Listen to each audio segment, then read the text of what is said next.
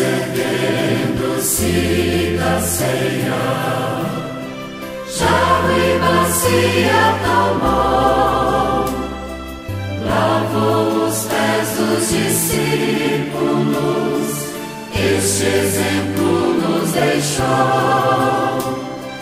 Aos pés de Pedro inclinou-se, ó Mestre, não por quem és, não terás parte comigo, se não lavar os teus pés.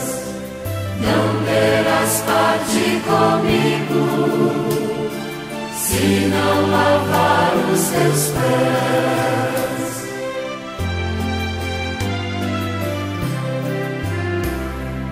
És o Senhor, tu és o Mestre, os meus pés não lavarás.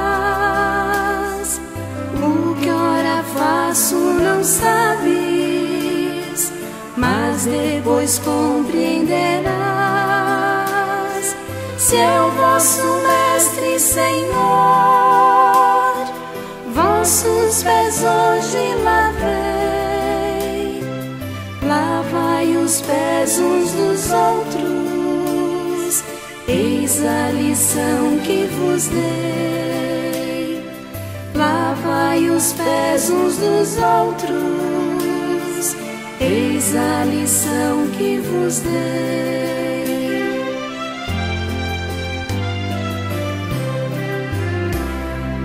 Eis como irão reconhecer-vos como discípulos meus, se vos amais uns aos outros, disse Jesus para os céus.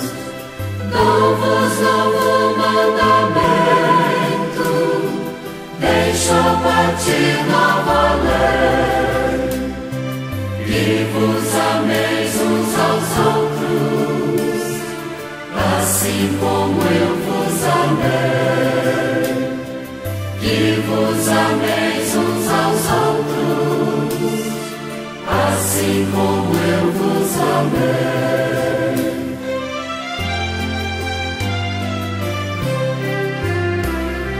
Jesus erguendo-se da ceia, jarro e bacia tomou,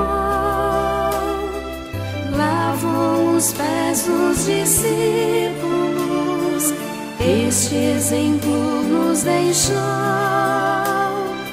Aos pés de Pedro inclinou-se, ó Mestre, não por quem és, não terás parte comigo.